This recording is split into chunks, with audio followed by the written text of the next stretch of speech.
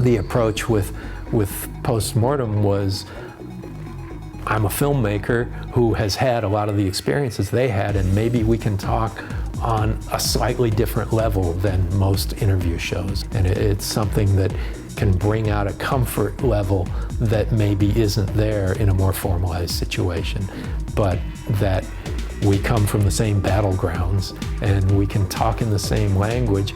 Frank Darabont and I came together on Fly 2. We didn't meet during the process of writing it. We met afterwards and like, oh, you're Frank Darabont. Yeah, I know who you are. You came on Fly 2 after me. I was the first writer on Fly 2. It was interesting to talk to him for Post Mortem about filmmaking and his history and like, because I didn't know this fascinating history of Frank that he talks about at length. You know, where he came from, you know, the refugee camps in France and you know, this background that no wonder he's drawn toward the dark side of storytelling. Incredible story. It is an incredible story. It's actually a story I've always wanted to tell, not specific to my parents, but specific to the event, because it's so amazing. The thing about Post Mortem was everybody talked about stuff I'd never heard them talk about in interviews before.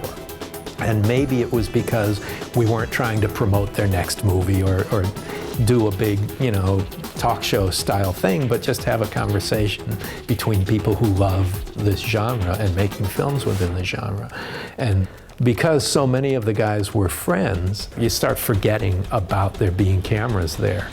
And you don't talk about your careers, you know, you don't talk about what led you to write this and what led you to choose this camera or style or lens or color or what you do.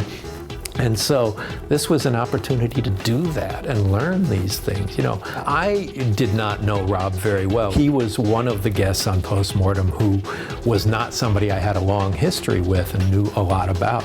But I knew he'd be interesting because he was a newer horror director than most of the people we talked to. And I love the combination, you know, the background of rock and roll and horror movies and the perspective he would bring to that. One of the surprising things is how much it's not just a job for all of these people, that these are all people who really care about the genre and are knowledgeable about the genre and love it. And Rob is really knowledgeable. You look at who he cast in his movies in small parts and the like, and you can tell this is a guy who's seen everything and cares about it and loves it. I've learned from every one of those people as filmmakers, including Rob, watching their movies that have an influence on what I do when I'm making a film.